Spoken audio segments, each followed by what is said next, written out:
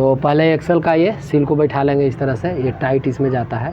तो इस तरह से चारों पट्टी चारों तरफ चोट देते जाएंगे और ये अपने जगह पर आराम से बैठता है।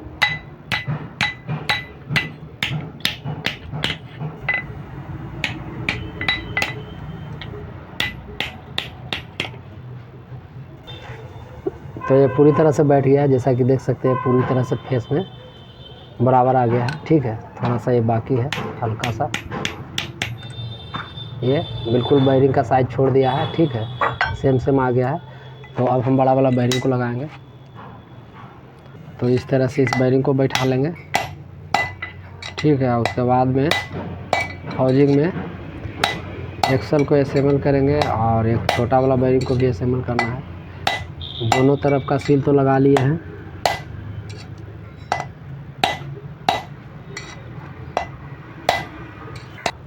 तो ये पूरी तरह से बैरिंग अपने जगह पे ठोकर पे बैठ गया है। ठीक है,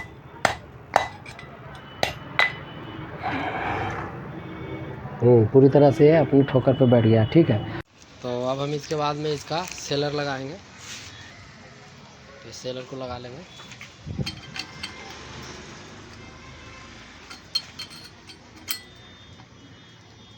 इस तरह से, और इसे भी बैठाना होगा। ठीक है, तो इसे भी हैमर से हल्का हल्का चोट देके, और ये इस तरह से बैठेगा। हल्के हल्के हैमर की चोट से इसे भी बैठाना होता है इस तरह से।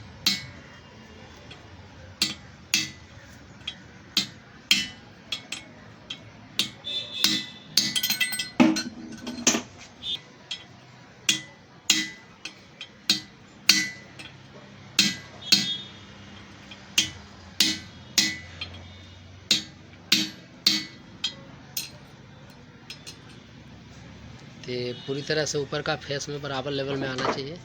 और ये देख सकते हैं इधर पीछे में ठोकर भी है। ठीक है, ठोकर पे पूरी तरह से बैठ गया है। और इस तरह से इसका लेवल भी ऊपर का देख लेना है। ठीक है, अब हम इसके बाद में ये बैरिंग का सेलर को इस तरह से बैठा लेंगे, जो बाहर वाला बैरिंग है।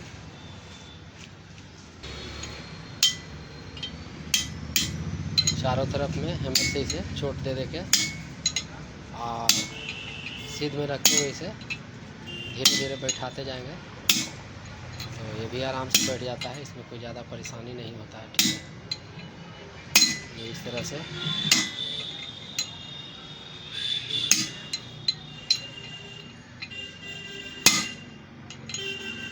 तो ये भी पूरी तरह से बैठ गया है। ठीक है, बिल्कुल बराबर में आ गया है। ठीक है, अब एक्सल को लगाएंगे। थोड़ा सा इसमें ऑयल भी लगा लेंगे। ठीक है, इस तरह से ऑयल लगा लिए। तो एक्सल में ही इस तरह से ये हाउजिंग को डाल लेंगे। ठीक है, उठाकर ये इस तरह से सीधा हाउजिंग को। तो ये एक्सल को खड़ा करके और हाउजिंग को ही लगा लिए हैं। और इसके बाद ये बैरिंग अंदर वाला, इसे भी हैमर की चोट से जगह पे बैठाना होगा। ठीक है,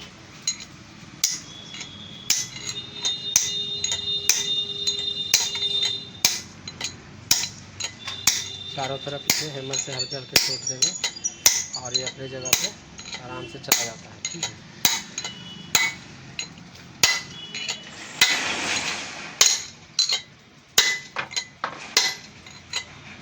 ये पूरी तरह से बैठ गया है। ठीक है, इसके बाद में एक स्पेसर भी था, सिम, ये लगाएंगे। ये सिम को इस तरह से भी लगा सकते हैं, इसमें कोई डिफरेंस नहीं है। तो ये सिम भी लगा लिए। और इसके बाद में अब प्लेनेटरी गियर को लगाएंगे। ठीक है, तो अब इसका प्लेनेटरी जो 3 गियर है उसे भी लगा लेंगे इस तरह से। और ये आराम से सेंटर में आ जाता है इसका सारा पीस। ये भी इस तरह से आराम से बढ़ जाता है। ठीक है, तो इस तरह से। ठीक है, तो पूरी तरह से अपने जगह पर बैठ गया है। और उसके बाद में इसमें स्पेसर लगा हुआ है और इसका बोल्ट होगा। ठीक है, उसे भी लगाएंगे और उसे लगाने के बाद टाइट करेंगे।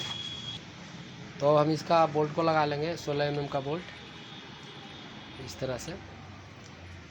और इसे स्पेनर गोटी से टाइट भी कर लेंगे।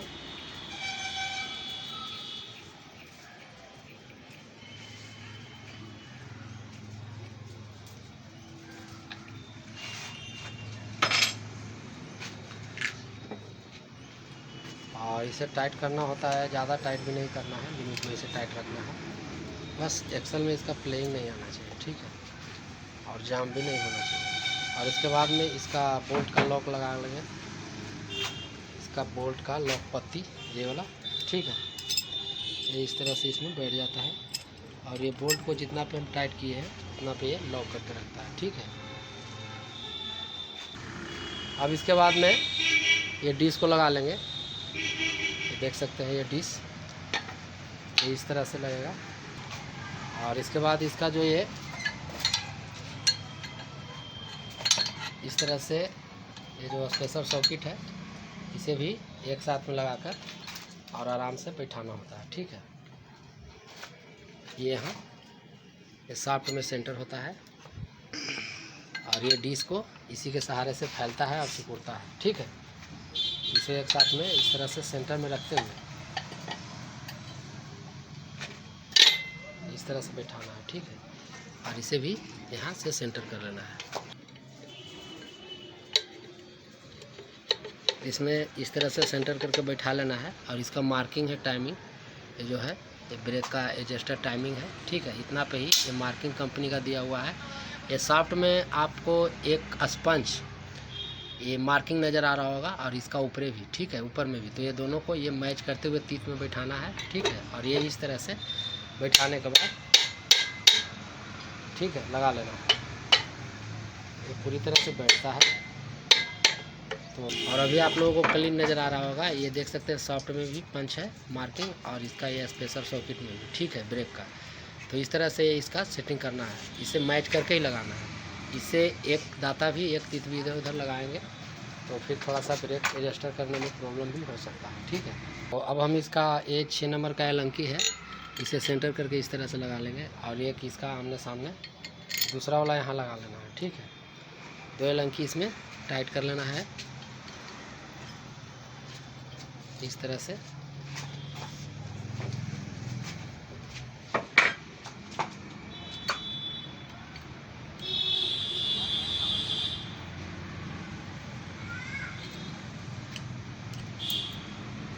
दूसरा वाला भी इसी तरह से फुल टाइट करेंगे, ठीक है।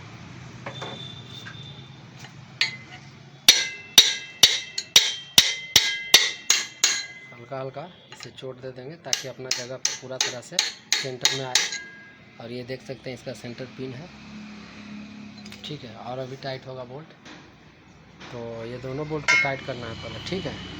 इस तरह से एक बोल्ट यहाँ लगाए और दूसरा बोल्ट यहाँ भी लगा लिए, ठीक है। और ये पिन में भी पूरी तरह से बैठ ही गया है इसका डिस्क प्लेट। 6 नंबर के लंकी से पूरी तरह से इसे टाइट कर लेंगे।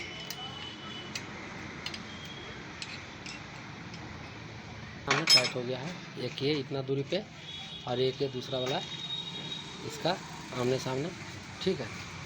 अब हम इसका छोटा वाला जो एक्सल है उसे भी बैठा लेंगे प्लेनेटरी गियर में।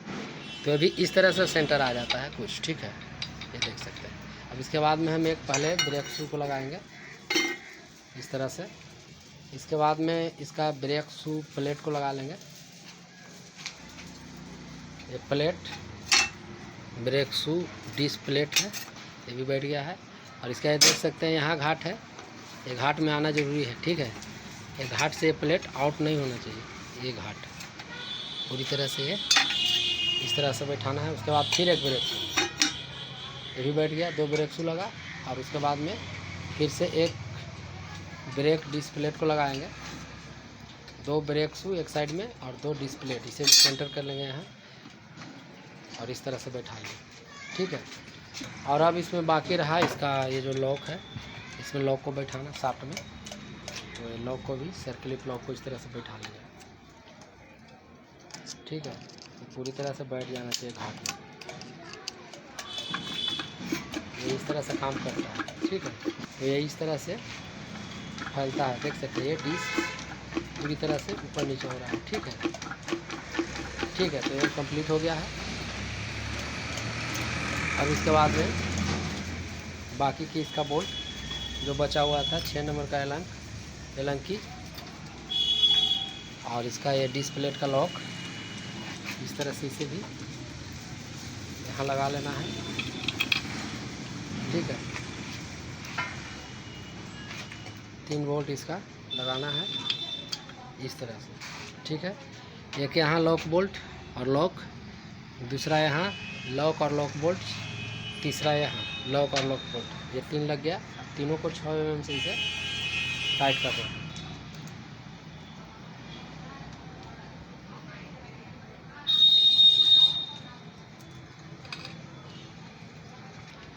और दूसरा वाला बोल्ट को भी टाइट कर लेंगे, और ये तीसरा वाला, तीनों बोल्ट को इसी तरह से बारी बारी से टाइट कर लेंगे।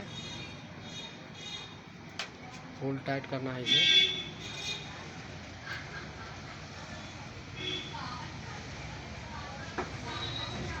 इसका सारा जो भी सिस्टम है, brake shoe, brake disc plate, सारा इसी हाउसिंग में असेंबल हो जाता है।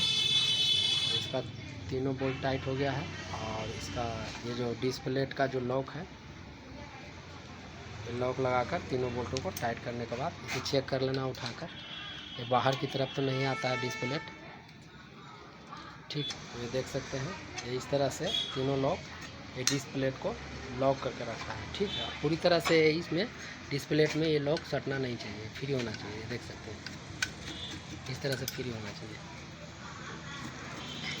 ये, और तीनों बोल्ट को फुल टाइट करना है।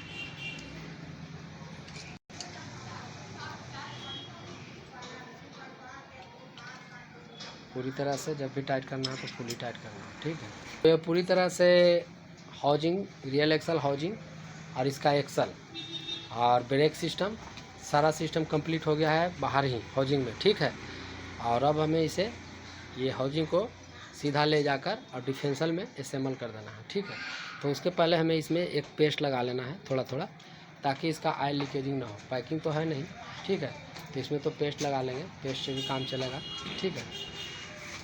और इसका जो फेस है वो अच्छे से साफ़ होना चाहिए। ये पूरी तरह से इसे सफाई कर लेंगे यहाँ भी, और इसका दूसरे साइड में डिफेंसल हाउसिंग में भी इसका फेस, जहाँ पे हाउसिंग बैठता है फेस से फेस, वहाँ पे सफाई रखना चाहिए, ठीक है।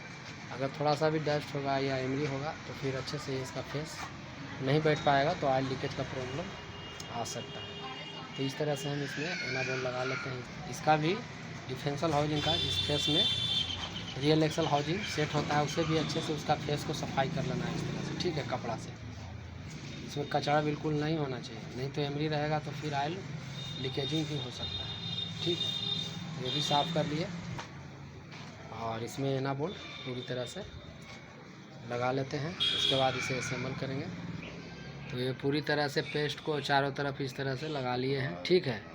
और इस तरह से लगाने के बाद हाउसिंग को सीधा डिफेंसल में असेंबल करेंगे। हाउसिंग को इस तरह से असेंबल कर लेंगे, ठीक है। इसी तरह से इसे असेंबल करना है आराम से।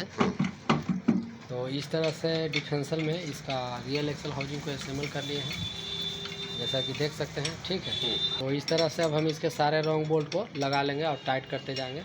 सारा रॉन्ग बोल्ट को फुल टाइट करना है। तो इसका ये हाउसिंग, रियल हाउसिंग कंप्लीट हो गया है, और इसका सारा रॉन्ग बोल्ट भी टाइट कर लिए फुल टाइट 18 mm के स्पोनर गोटी से, ठीक है।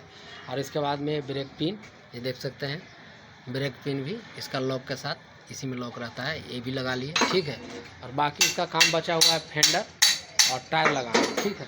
तो अब शाम का समय भी होने वाला है, ठीक है। तो अभी हम इसे फेंडर और जल्दी से इसका रियल व्हील भी लगा लेंगे, तो ठीक है। तो हम उम्मीद करते हैं कि ये वीडियो आप लोगों को पसंद आया होगा, ठीक है। और चैनल पर नए हैं, ये अभी तक आपने चैनल को सब्सक्राइब नहीं किया तो एक सब्सक्राइब, लाइक और शेयर जरूर करें, ताकि हर किसान भाइयों को भी इसकी नॉलेज और जानकारी मिले। तो आज बस इतना ही, मिलते हैं फिर से अगले किसी नेक्स्ट वीडियो में नेक्स्ट टॉपिक के साथ।